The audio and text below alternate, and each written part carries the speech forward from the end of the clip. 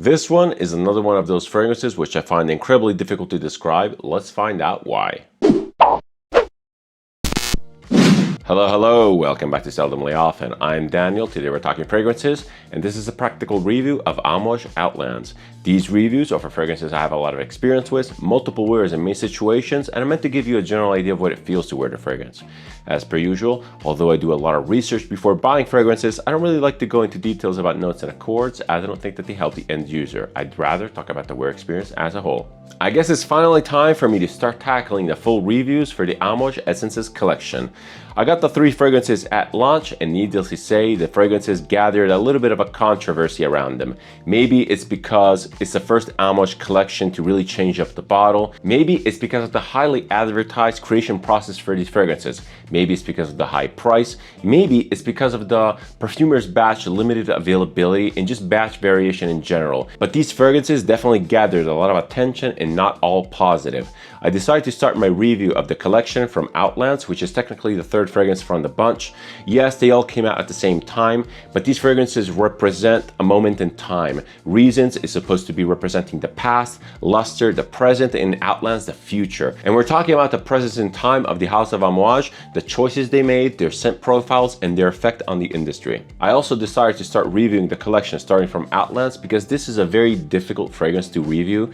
It's a very difficult fragrance to describe. It took me a lot of time to even just scratch the surface of understanding, not because it's necessarily super complex or anything like that. It's just because it's very difficult to pinpoint the smell and to attach it to something. This is one of those fragrances which I describe as a 2-scent profile, just because it has 2 very distinct parts to it.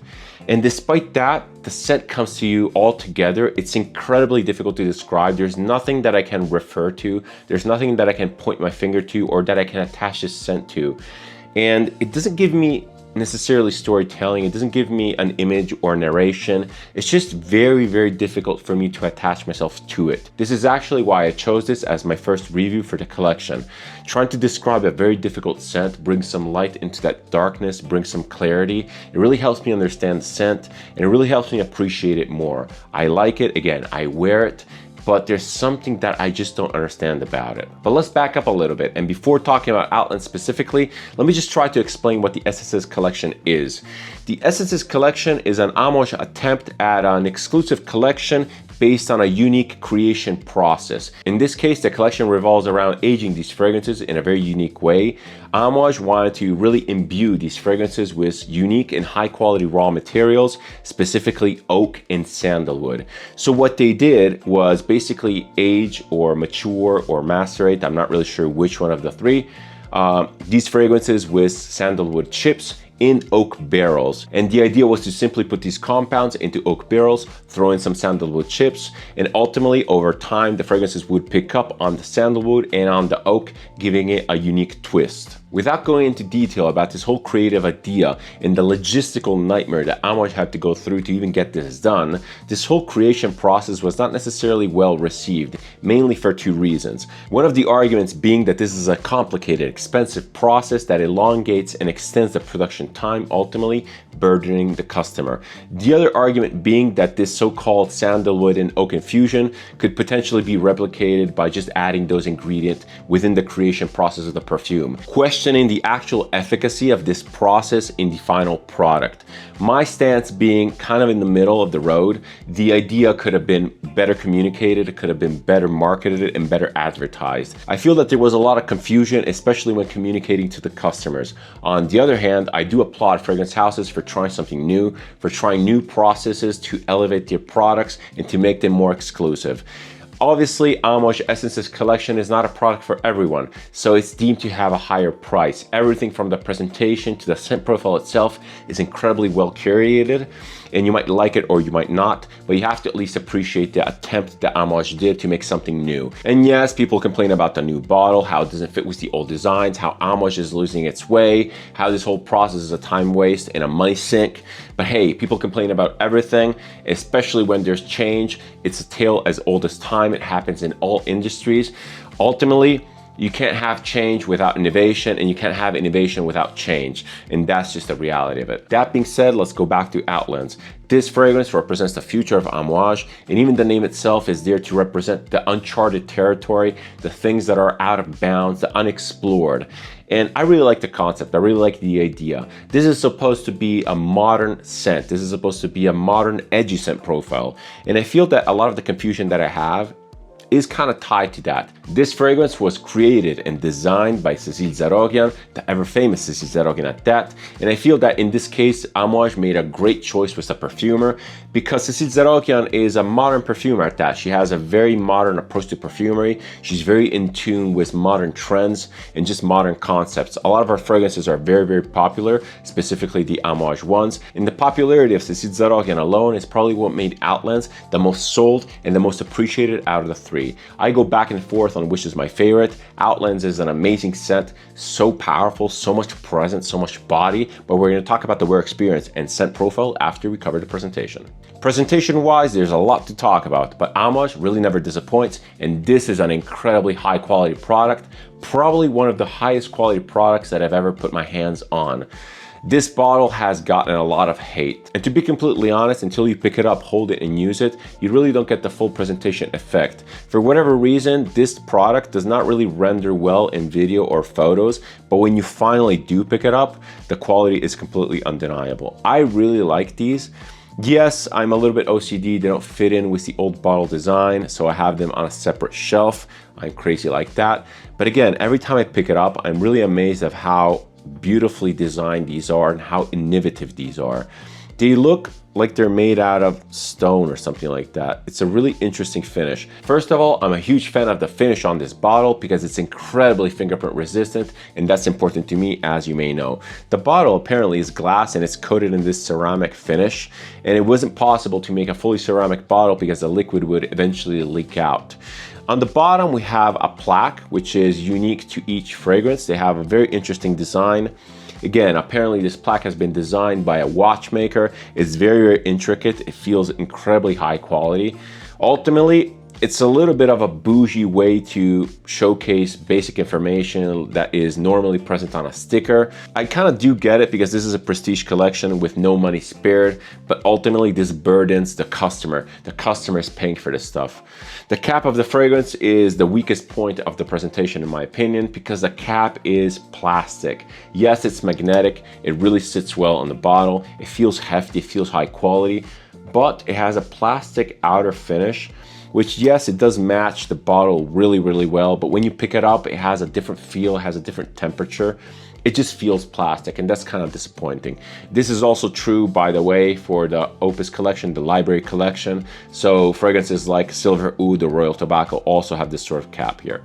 The atomizer is actually a big improvement over the normal Amouage bottles. It sprays way more, sprays way better. Let's give it a couple sprays. I've been wearing this as my scent of the day. It's an absolutely beautiful, potent scent that will accompany you for many, many hours, to a degree which is almost a negative to me, but I'll get to that later down the road. Another interesting thing is that these bottles are meant to be refillable, so you can actually unscrew this whole atomizer assembly and lift it out of the base, so this could be actually refillable.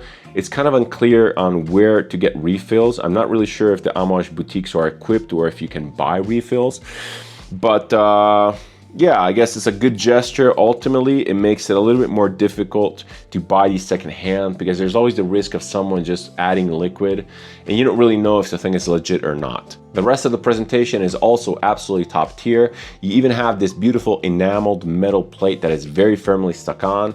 The color of the plate varies fragrance to fragrance. And in Outlands, this sea blue is meant to represent those outer waters that are beyond the known territories, the uncharted part of the map. Really interesting. I'm not necessarily sure that this fragrance is represented by this color, but I'll get to that in a sec. This is overall a really, really great presentation. It even extends to the box. The boxes for Amouage are always amazing. I really like them. The whole presentation in general screams luxury, and it really does feel like you're getting what you're paying for, but ultimately you're paying for it. Segueing into that, these fragrances are absolutely not cheap. They retail for 450 euros or even 450 francs. I'm not really sure how much in dollars. It might be even more than that. But again, really not cheap. You have to get them from the Amouage website. You also maybe can get them in the Amouage stores, I'm not really sure. I'm not aware that these are available on discounters yet. I have never seen them, so you have to swallow the bitter pill of the very expensive price to get your hands on one of these. But enough of the long intro, let's talk about the scent profile and wear experience. What does Amouage Outlands actually smell like? First and foremost, before even tackling the scent profile, I have to preface that I have the perfumer's batch. And I briefly mentioned this in my introduction. The perfumer's batch is assumingly the first batch that the actual perfumer just opened the tap to. Apparently, according to Amouage, there's supposed to be very little to no variation between the batches. But given the fact that they're reusing the sandalwood chips and that they're reusing the oak barrels, there has to be some sort of a variation. The sandalwood maybe runs out of flavor or scent, I'm not really sure. Anyway, this and all my observations are related to the perfumer's batch, aka the first batch.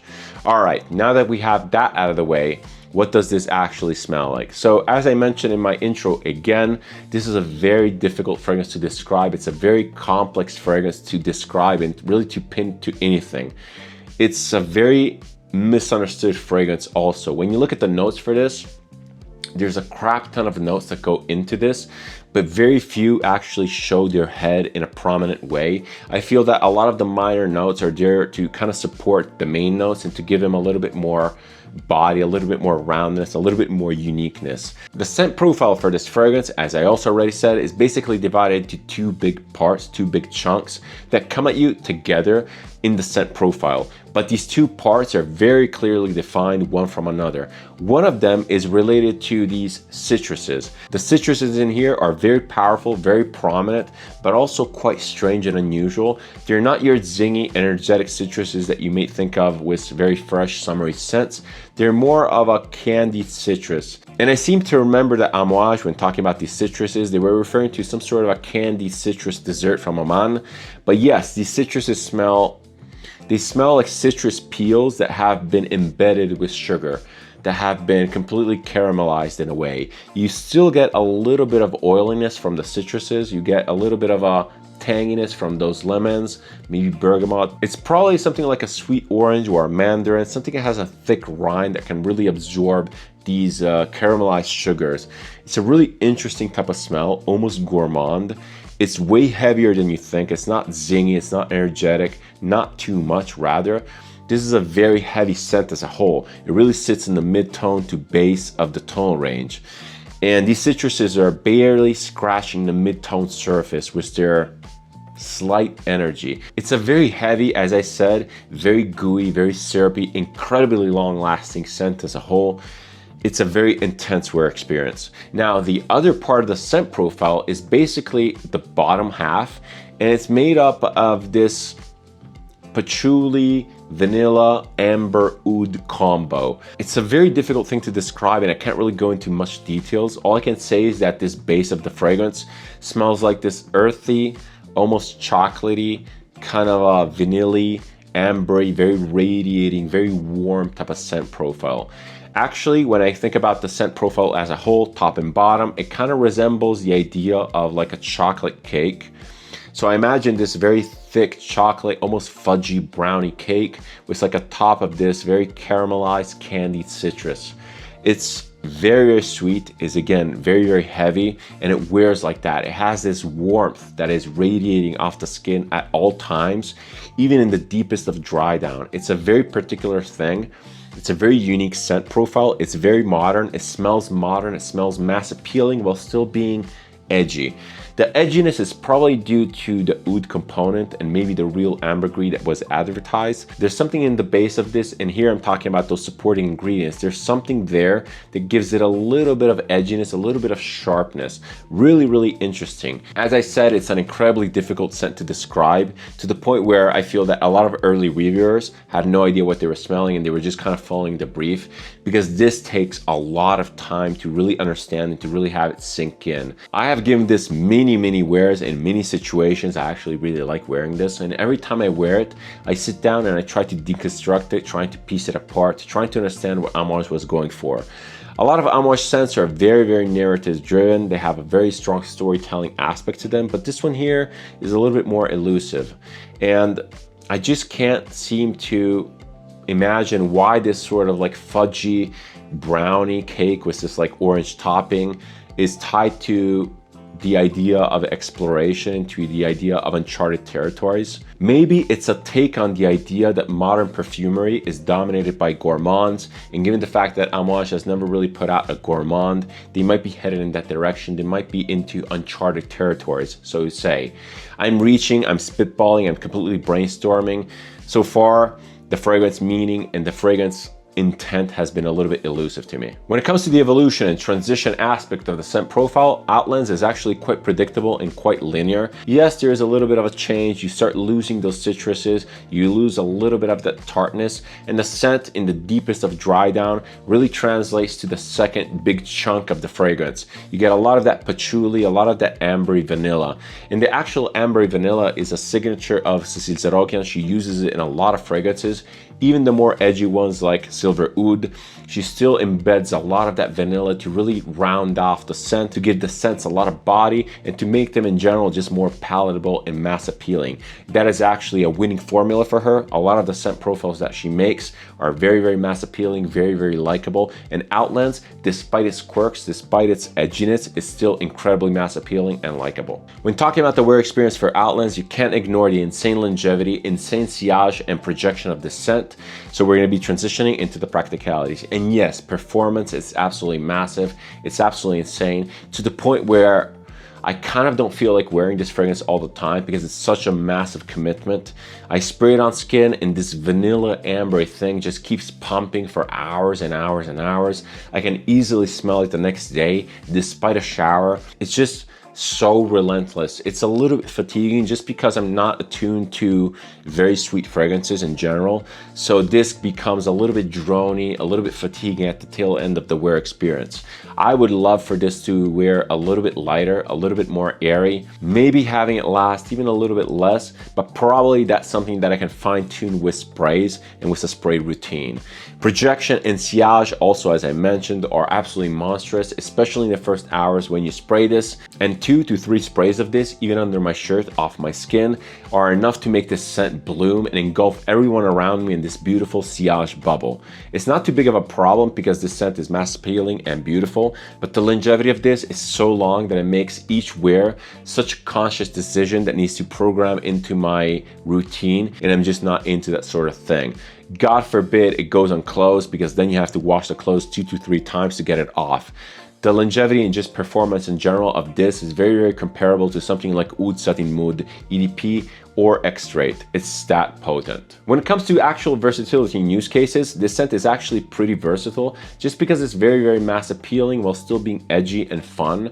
You can probably wear this casual to elegant. You can probably wear this in many situations. I wouldn't necessarily wear this to the gym because, one, it's expensive and you don't want to waste this scent on that, but also because it has a very strong sweet vanilla component which just completely irradiates everyone off your skin, especially when your skin gets warm. And for the same reason, I would probably not wear this in the summer, because on my skin this comes across as very sweet and very heavy, and my skin, especially when the temperature rises, starts pumping out this incredibly sweet vanilla overdose that is completely overbearing and overwhelming.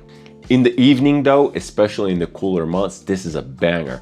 It's super unique, it's really, really powerful, it's really enticing, it gets people closer. There's no one that really gave me bad feedback. I've worn this in every situation possible. In the office, I even got people smelling the air around me. No compliments because I don't get those, but it was very much appreciated. And it made me feel like my presence, like my smell, was a net positive to the environment. It's a really interesting smell and I love wearing it.